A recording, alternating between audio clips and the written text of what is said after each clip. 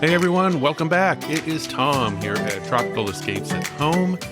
And life here at Cerulean Bay is a little frosty this morning. We in the Houston area are just getting through the tail end of one of those Arctic blasts that seems to happen here once a year, sometimes twice a year, and it gets cold. And you know me, I absolutely hate the cold.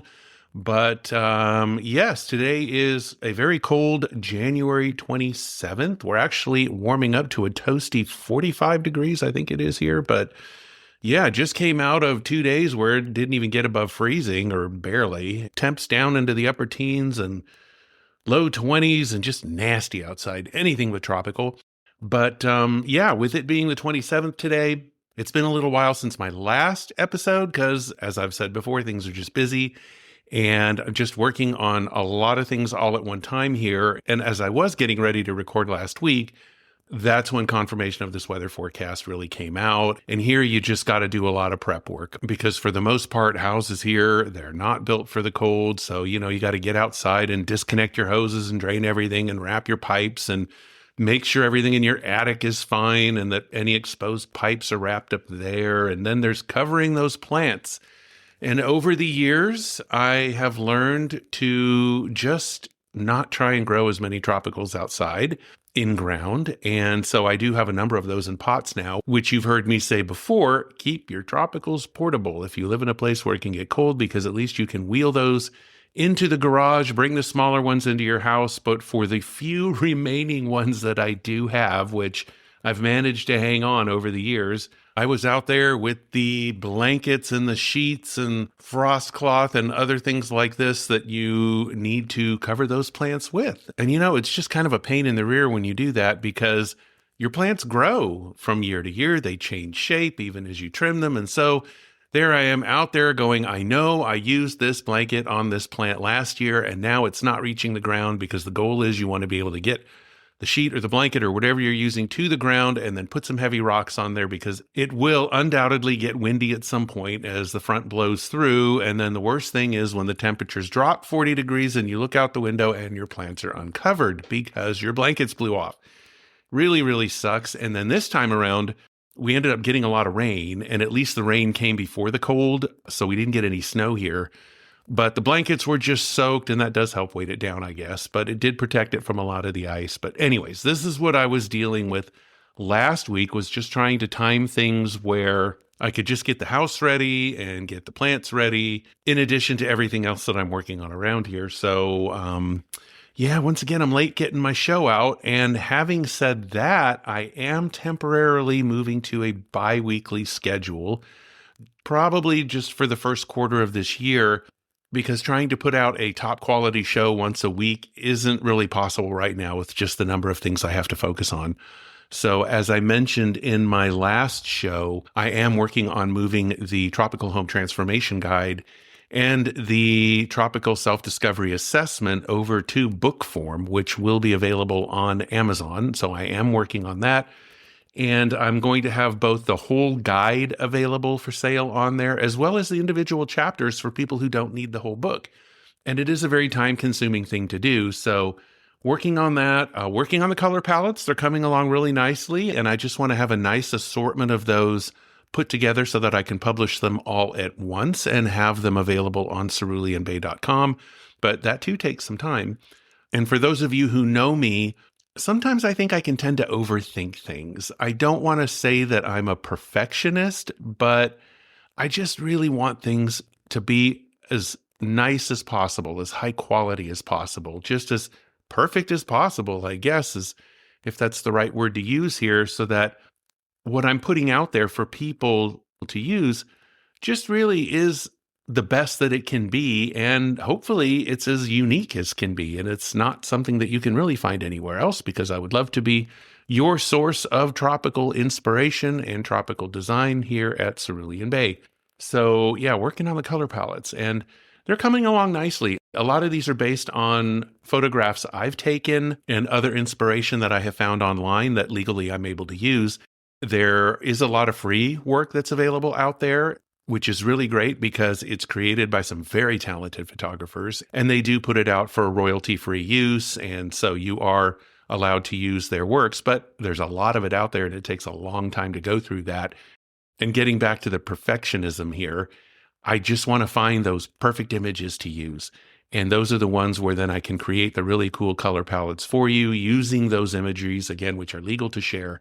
But you can spend hours on this. It's like, oh my God, this takes a long time to really find the most perfect imagery.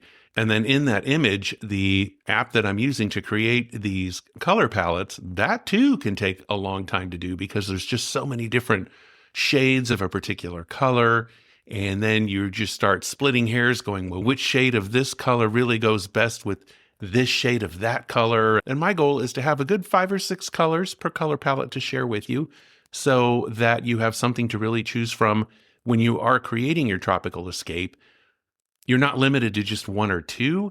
By no means do you need to use 5 or 6 colors because you don't want to overwhelm yourself. You don't want to overwhelm your space. But it gives you a good mix of colors to choose from. And then based on your artwork and your upholstery colors and things like that, you can really create just a beautiful scene. But again, it's just finding those particular shades with the hex codes, of course, so that when it comes to paint, you can have the exact shade reproduced, which is very, very cool. So kind of a long-winded response there regarding the color palettes, but those are coming along nicely. And then, as I mentioned also in my last show, you've heard me mention Angel's Attic, the little resale shop where my wife works. I did commit to volunteering 1 day a week there. So obviously volunteering there is a day lost here at my desk. But, when it comes to personal well-being and just creating a work-life balance, you got to take time to go do something else. I mean, I get it that sometimes, a 6-day work week here and there is a necessity if you've really got some self-imposed deadlines that you're really trying to meet, or just deadlines that are benefiting clients. So you really have to keep those due dates to deliver whatever it is that you're delivering. So yeah, sometimes a 6-day work week is necessary. But on average, if you're working 5 days a week, when you're home, you're self-employed, you should still try to keep it to 5 days a week. Allow yourself 2 days off. On those days off, what exactly does that mean? It means you're not at your desk. And for me, because I spend a lot of time at home, I make it a point to get out. And volunteering, whether it's in a resale shop or volunteering in an animal shelter or working with the elderly or anything where volunteer work is available, I think it's just a super healthy thing to do because not only does it get you out of your 4 walls at home, but it puts you in a position to help other people. You are giving back to people. You can just interact wonderfully with people. And that's obviously a good thing for anybody's mental well-being and your own personal health. And I'm just that type of person where I really love to just give back and do things for other people where I can.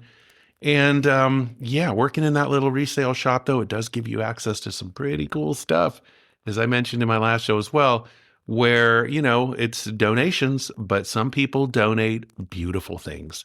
Sometimes they're donating brand new things that have never been used.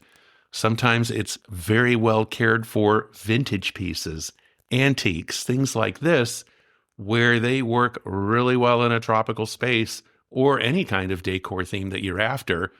For me, I'm looking for those really cool vintage pieces that are very perfect for tropical escapes. And the ones that I do find, which I'm not using in photography here at home or that I've decided not to keep for myself, those are the ones that will land on my eBay site. So as I mentioned, my online store, I did move it to eBay. It's a whole lot less work for me.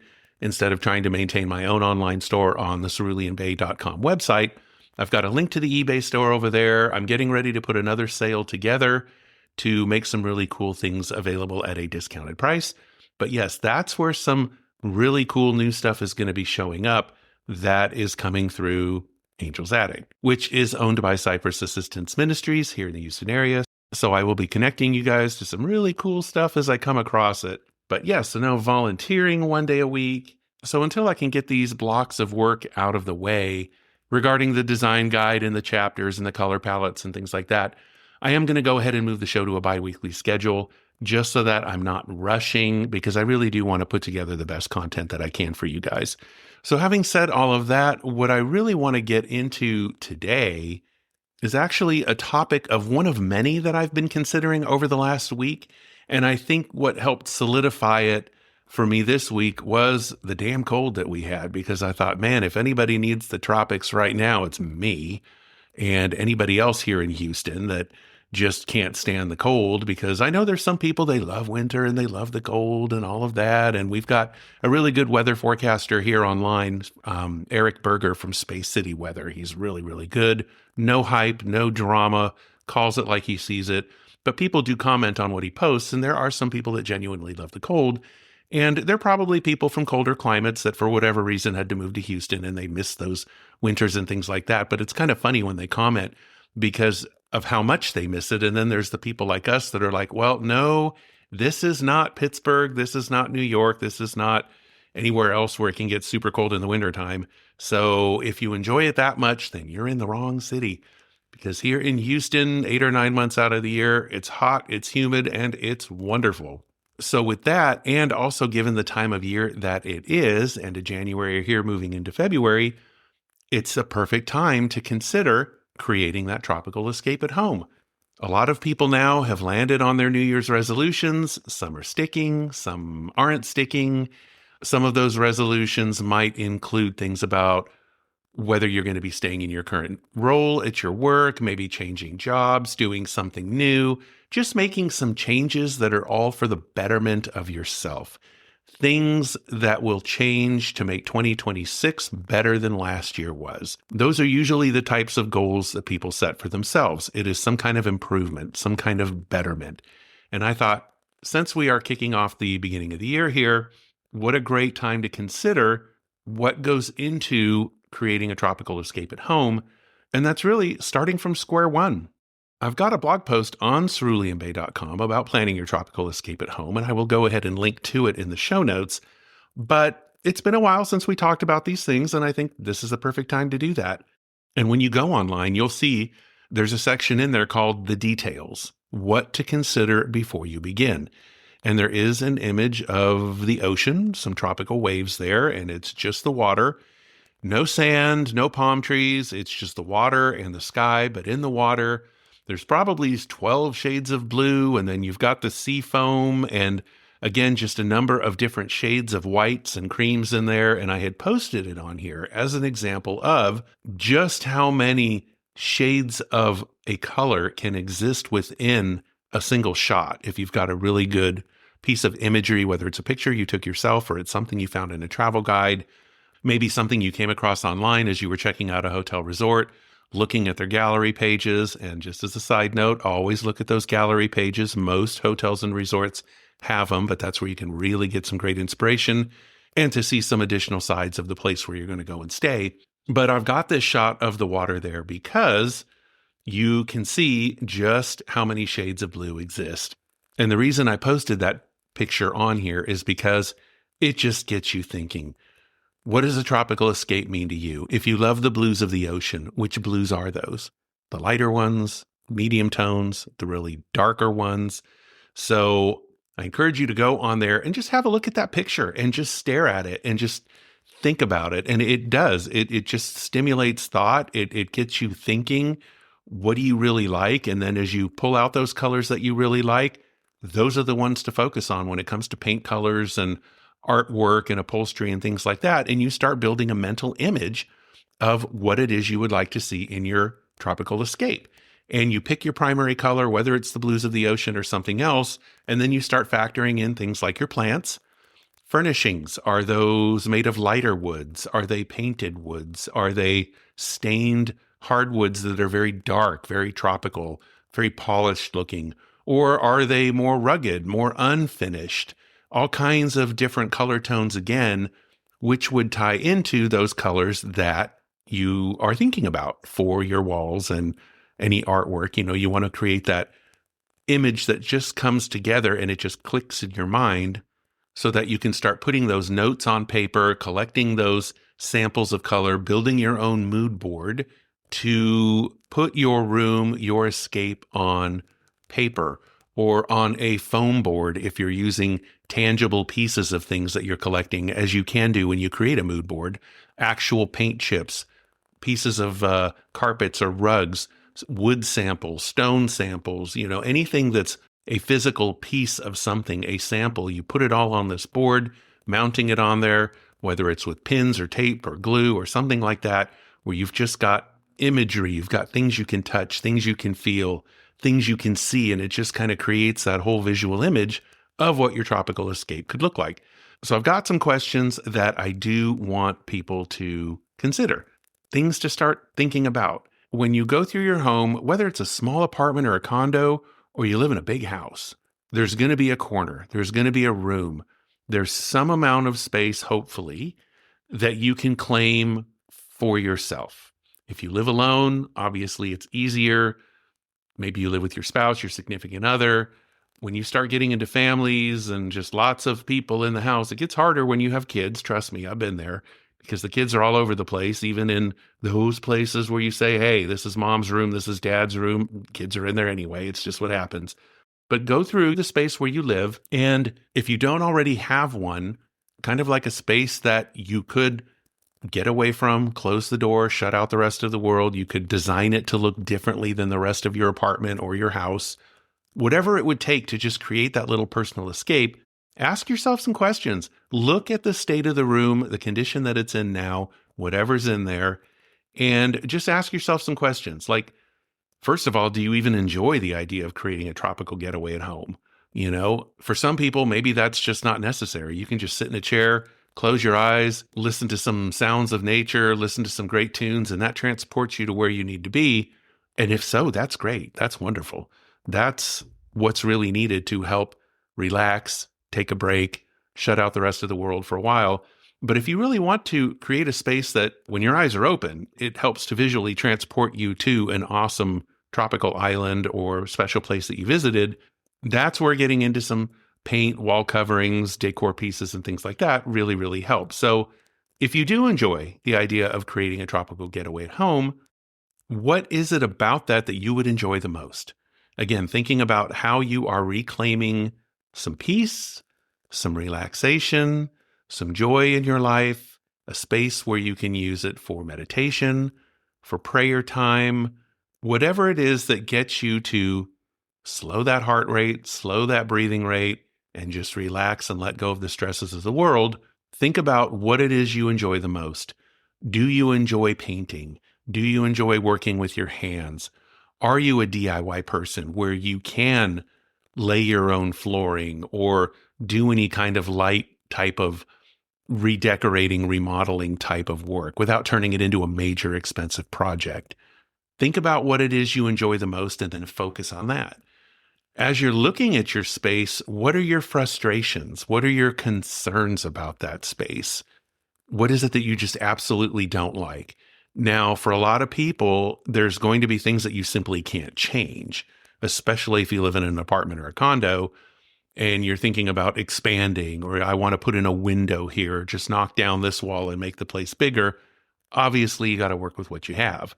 But look at those frustrations and then think about what you can do to minimize those.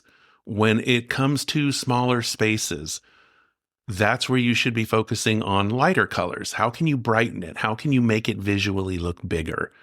For the furnishings that you do have in there, how big are they? Do you have some really big pieces in a small room? That creates an issue that most people aren't really aware of. You know something is wrong with the space, but you can't put your finger on it. Something just bothers you about it. When furniture is not to scale for a particular size of a space, it's a problem. Your subconscious picks up on it right away. Even though you might love the pieces you have and you love the way a place looks, something's wrong, something's off, something's not at peace. So really take a close look at those frustrations, how to make rooms look bigger where you can without physically knocking down walls, how to make darker spaces lighter when it's not possible to put in a window or add a door, the use of lighting. When lighting is used correctly, it can just do wonders for a space. So if in your list of frustrations or concerns, these are things that are part of those, make a note of those. And then we just want to minimize them as much as we can.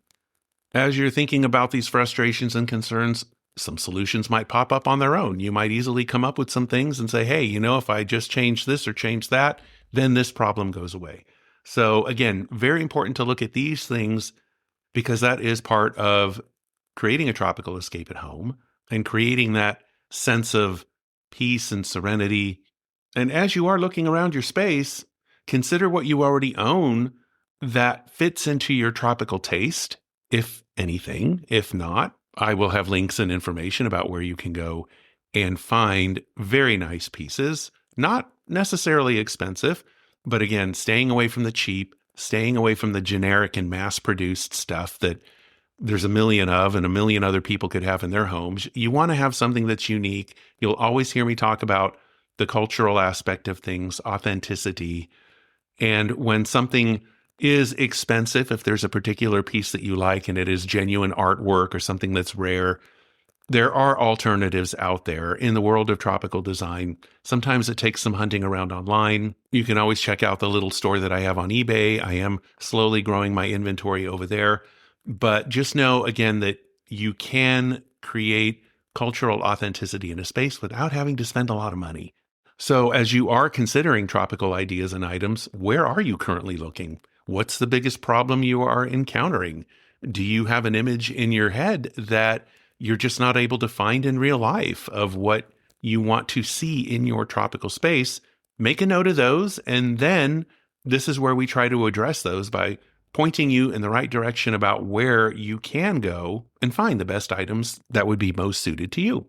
When I first started writing the blog several years ago, there was a reader who asked this question: if I can't get away to a place like the South Pacific, how are you going to help me feel like I'm there? And initially I thought, wow, how am I going to answer that? Because I just have all these images in my head. But it addresses the core question of what I set out to do, and which I'm still trying to do today, is providing awesome ideas and inspiration and pointing people in the right direction to help them find those important furnishings and accent pieces. Because again, of course, you can't put the white sandy beaches and swaying palm trees in your house. And unless you're fortunate enough to live on an awesome coastline like in Hawaii or in Miami Beach or something like this, where you do have an amazing sandy beach and the coconut palms outside, most people don't have that. You got to try and create the next best thing, especially indoors in your own personal tropical escape.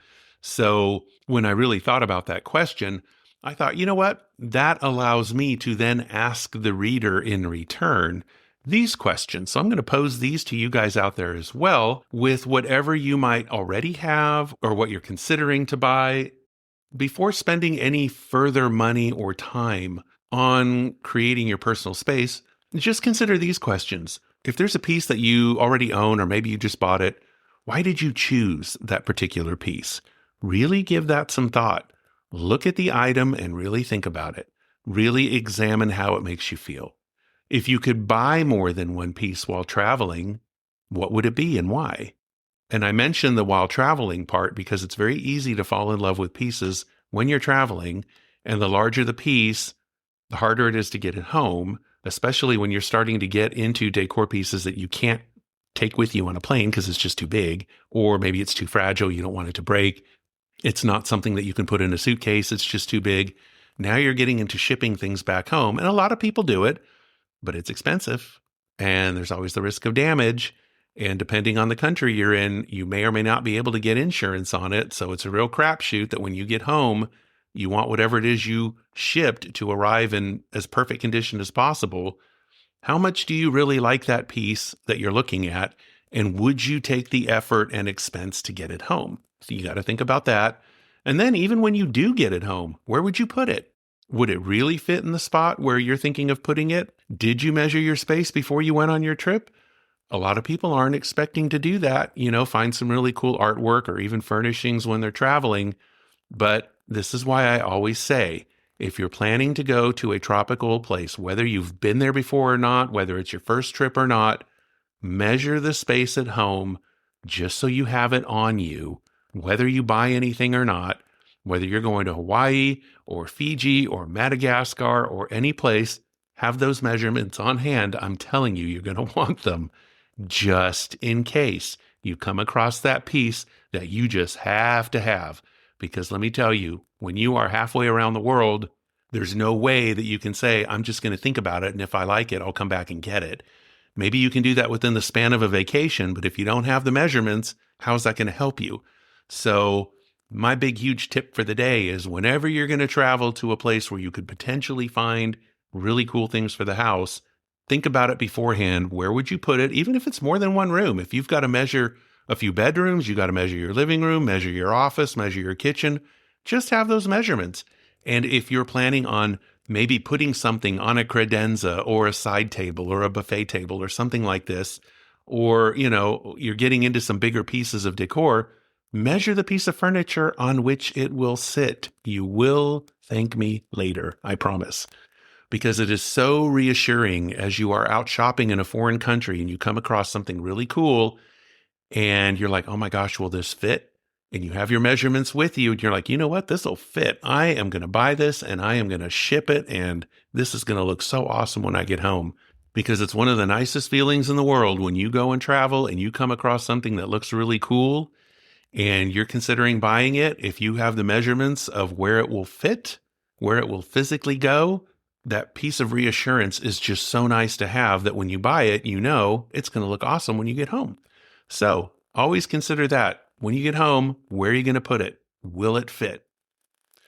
Another question to consider here is, as you're thinking about the spot of where that piece would go, is there anything more that you would do with the location of that piece? In that same space, is there anything else you would do to continue to build the look?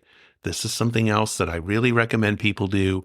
When you find a nice piece of artwork, a cool sculpture, something made of native hardwood or it's hand-forged metal, hand-blown glass, just something really cool that you can't get at home or anywhere else, how can you build on that look? How can you make that piece pop even more in your space?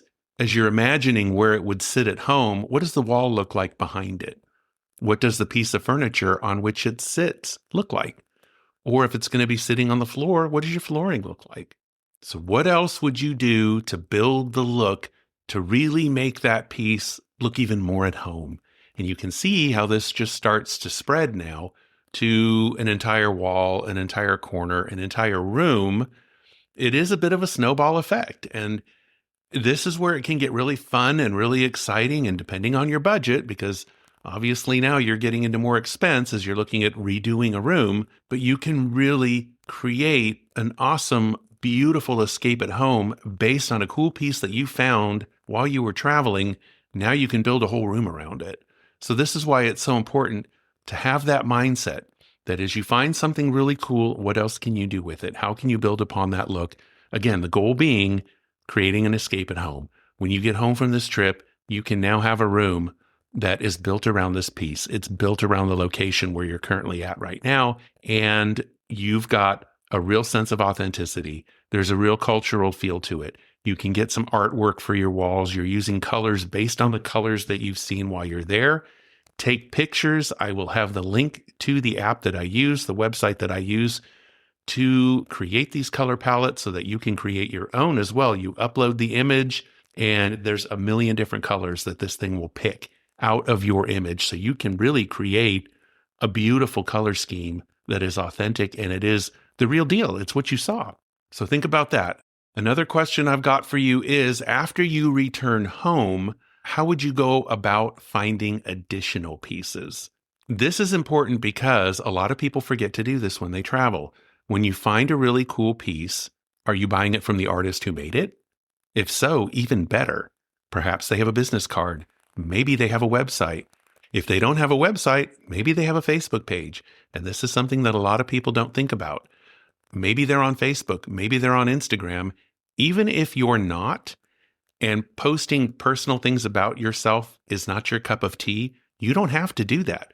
You can easily get on Facebook and Instagram, create a little account for yourself. You don't have to post anything on it, but it opens up a whole world of access to some beautiful stuff. That's how I was able to start Cerulean Bay. When I went to Fiji with my wife back in 2017, a lot of the artwork and everything we came home with, these people don't have websites. These are artists that live in little villages. Some of them live in some pretty rough conditions even. They'll work at resorts. They work in local farming positions. They live a very simple life. But what I did find is that most of them are on Facebook. Some even have Instagram pages. And they use Facebook for local communication with friends and family. Some of them use them to promote their artwork and their business. So with that, you will have an email address. In Facebook, you can message people directly. And that's a really great way to get in touch with different artists and say, hey, I'm so-and-so. I live here in the US or wherever you happen to live, and I would really love to purchase a piece of your artwork. Tell me how we can make this happen. And you'll find that with all of the different payment apps that are out there, whether it's World Remit or even PayPal or whatever it is that they're using, there is a way that you can arrange to purchase a piece. You do want to make sure that any artist that you're working with knows how to pack and ship, because this has been a problem, especially for local artists who have not shipped internationally. What I discovered in Fiji is a lot of people, they create a lot of wood carvings. They do a lot of beautiful work. 99% of it, though, is sold locally. They'll sell it at the local art markets. They'll sell it at the resorts. They might ship to Australia and New Zealand because those places are geographically very close to Fiji. So the amount of transit time for the item purchase is very short. It's not handled by a lot of people for a long period of time, such as when you order something from Fiji, and then with post-Fiji, everything's always had to clear customs in LA, and then the U.S. Postal Service takes over. And I am not a fan of the U.S. Postal Service. I think it is very, very hit or miss. Their service is horribly spotty. It is a real risk when you are having imported artwork and things like that shipped with the Postal Service because they're just rough. They're rough with stuff. I've had them lose packages. Sometimes it can be a nightmare. So you really want to consider carefully who you're working with and buying from to make sure that you can get the piece intact. That's where I'm really going with all of that, is you really want to make sure that if you decide to contact anyone via Facebook or over a website, if that's what they have, that you can get your piece intact, in perfect condition. That can be a challenge. So when you are buying from anybody, make sure that they know how to pack. As you're communicating with them, you can always recommend, hey, just make sure that the post office or however you're shipping it helps you bubble wrap this and pack it, and they will. People that I've ordered from, they have bought packing materials at their local post office, and they were able to really properly pack things, bubble wrap things, and, really secure things in space. Because boy, I'll tell you, the first few shipments I got were some warrior clubs and a few kava bowls, and they were loosely packed in a cardboard box that was not the best quality cardboard, and I had damage. When I went back to Fiji the second time to go and meet with a wood carver in person, I actually took some damaged pieces back with me. I was able to carry them on a plane, and pieces fit in my suitcase. And I met him at the resort there, and I said, hey, this is how your stuff arrived in Houston. And he was embarrassed. And I said, look, shipping internationally, there's a trick to it. And if you don't know it, you don't know it, and how can you know what you don't know? So I had to let him know that it's really important to pack these things properly. And we talked about it. And then going forward from there, things worked out really well. So that's my tip for you as you contact people over Facebook and on websites. What you can also do once you get back home to the US is you can look for pieces online, and you'll find on eBay, places like Etsy. Sometimes people have authentic pieces for sale too. I find that they're not cheap. Usually they're pretty expensive, but if it's that important to you, you can get some really original artwork from many different countries around the world. So those are things you can do too. I choose to always try and contact the artist directly, or at least the store where I bought it from.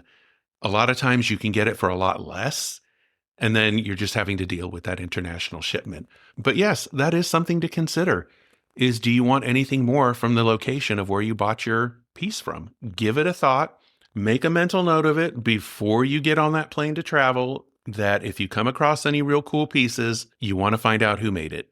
You want to find out if you can meet the artist, if who you're buying it from is not the artist.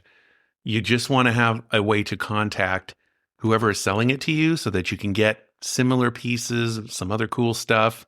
A lot of people forget about that. They come home and they're like, man, I wish I could get a companion piece for this or something, and they have no way to contact who they bought it from. So yeah, definitely look into who created that amazing piece while you were there.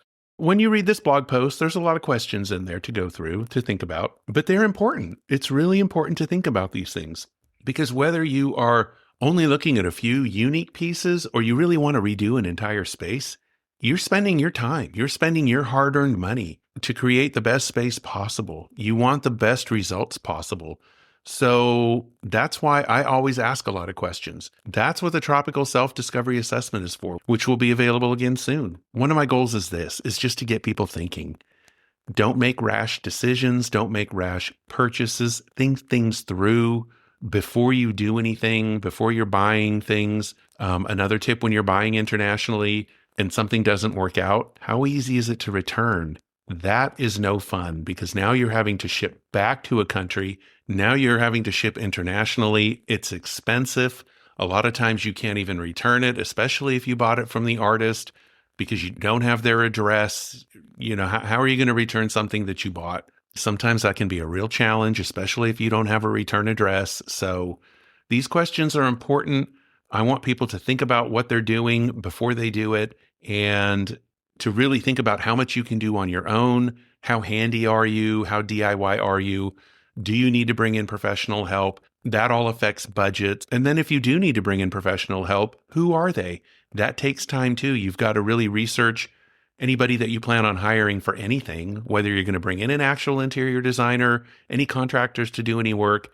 You're getting into the reviews, you're getting into the references. You want to know how good these people are. So yes, definitely think through things. So as you're considering what a tropical escape could look like for you, based on everything we've talked about already, another thing to really think about is how far do you really want to go with it? As I mentioned earlier, some people are fine just closing their eyes and imagining, as long as you've got a comfortable chair, a comfortable couch. But when you open your eyes, when you just want to immerse yourself in a space, you want to be able to see things and touch things and really relive an experience as much as possible. How much do you really want to do? I bring that up because obviously that affects budget. It affects time. But this is where I really encourage you to look at the different examples that I have on ceruleanbay.com, because this is where you'll see a lot of very simple images, things that are very light and airy.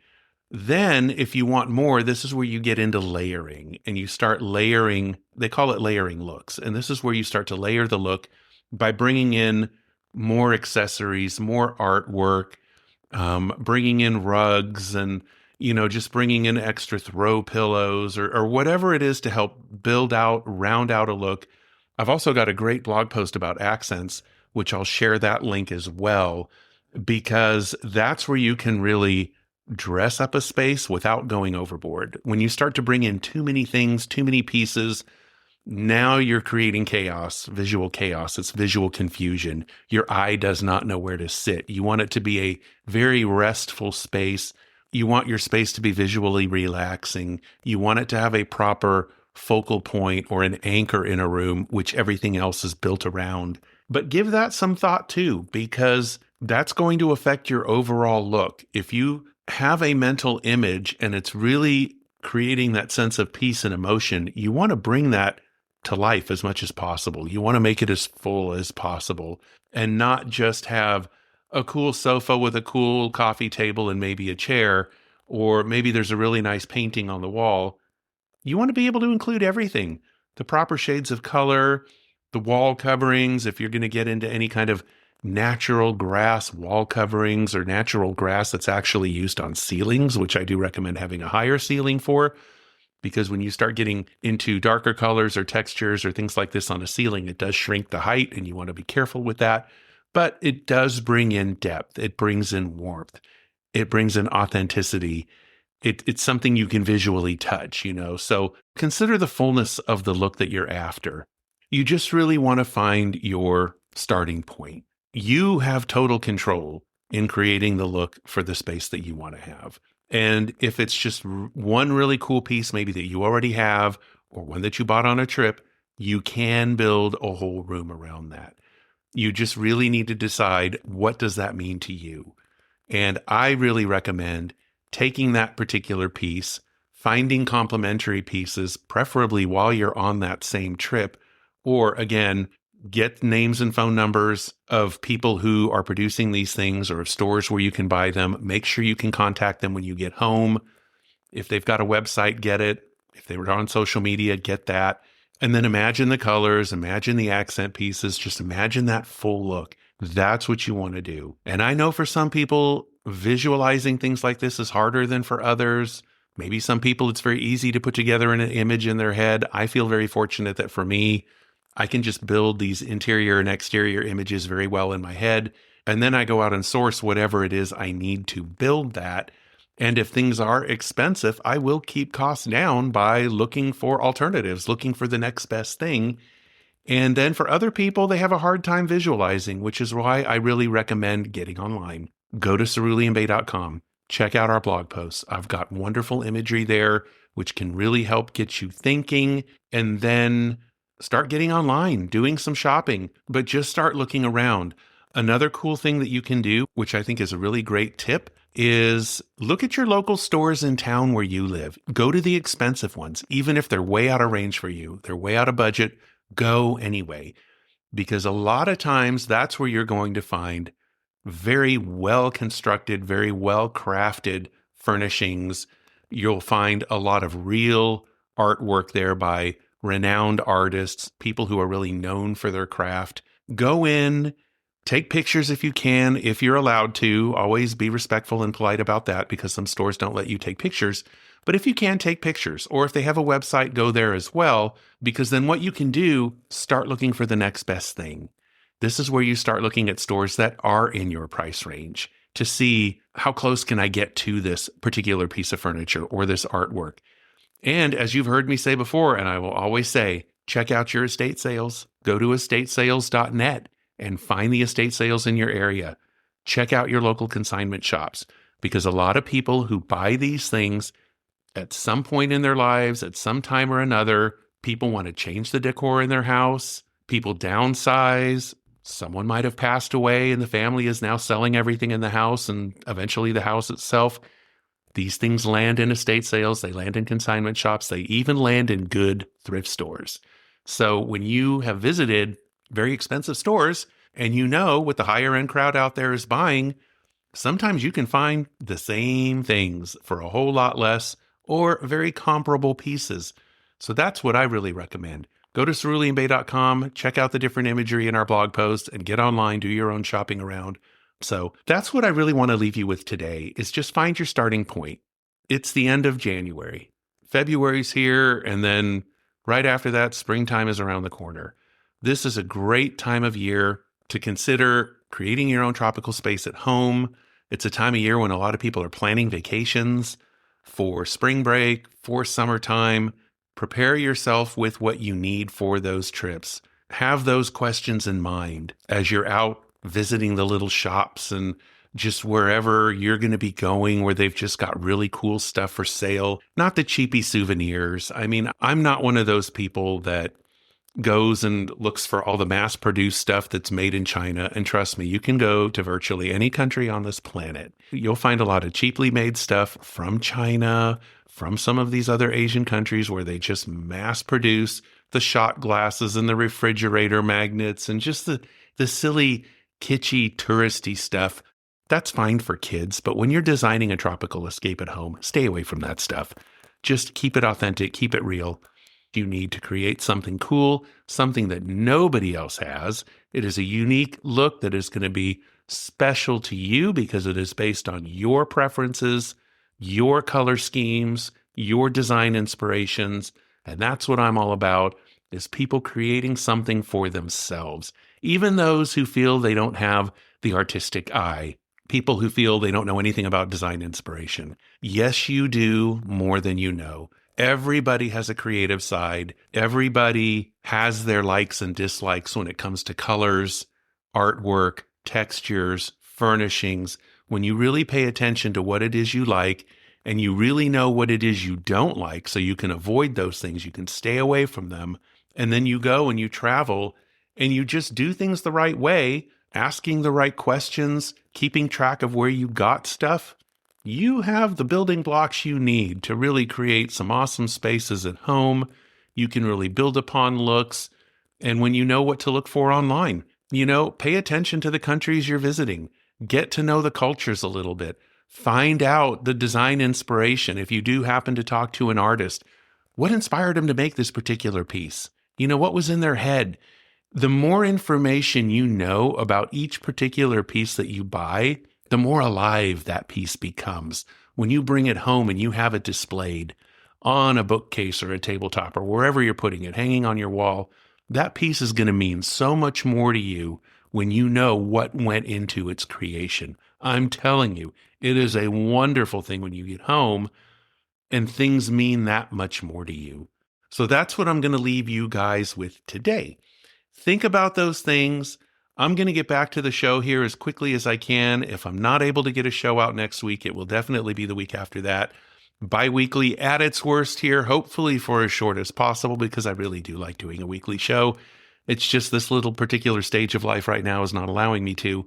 But I want to be able to provide the cool stuff, the advice, the inspiration that you guys need. And hopefully in time for our next show, I'm going to have some cool updates for you guys about stuff that we've talked about here. And with that, I just want to wish you an awesome day. A lot of tropical inspiration. Take a deep breath. Hopefully January was a good month for you. I'm glad it's finally warming up here in Houston because, man, I don't do the cold. It is just not for me. So yeah, I'm counting the days until springtime here, and that just fills me with inspiration, and it makes me get creative, and it's like, what else can I do? What can I change up? I mean, that's just the kind of person that I am. But I want you to do the same thing. Change it up, keep it interesting, and if you're stuck in a rut or a routine that you don't like, find a way to get out of it. Find that inspiration and do what you need to do to create that happy space, to improve your mental well-being, to find that work-life balance, to escape the stresses of life, even if it's just for a bit. Put it on your calendar so that you can have 1 or 2 or 3 times a week or however many to get away, creating a little bit of space, a little bit of time for you. And how nice that you can do that in a vacation-inspired escape that no one else has. It's something only you have. So with that, guys, go to ceruleanbay.com. Check out the links that I'm going to have in the show notes. I will keep you updated as often as I can about what's going on around here. Hopefully things won't be as crazy as they are for that much longer because it is kind of tiring. And for those of you located here in Houston, go check out Angel's Attic. They have the 2 locations. The links to those will be in the show notes as well. There's the Cypress location on Cypress North Houston, and then there's the Willowbrook location on FM 1960, which is also known as Cypress Creek Parkway. So check out those 2 little stores. They could really use your business there. If you're into clothing, there's a Poshmark link. But yes, I am always going to be promoting Angel's Attic. It is owned by Cypress Assistance Ministries, and they do a lot of good work. I really recommend finding your local thrift shops which support a good cause where you live. They really do need your help. These places operate on a shoestring. They're nonprofit, and they do a lot of good work. And sometimes you find some really cool stuff. Trust me, I've seen it. So with that, have an awesome one, guys, and we will catch up in our next show. Take care. Bye-bye.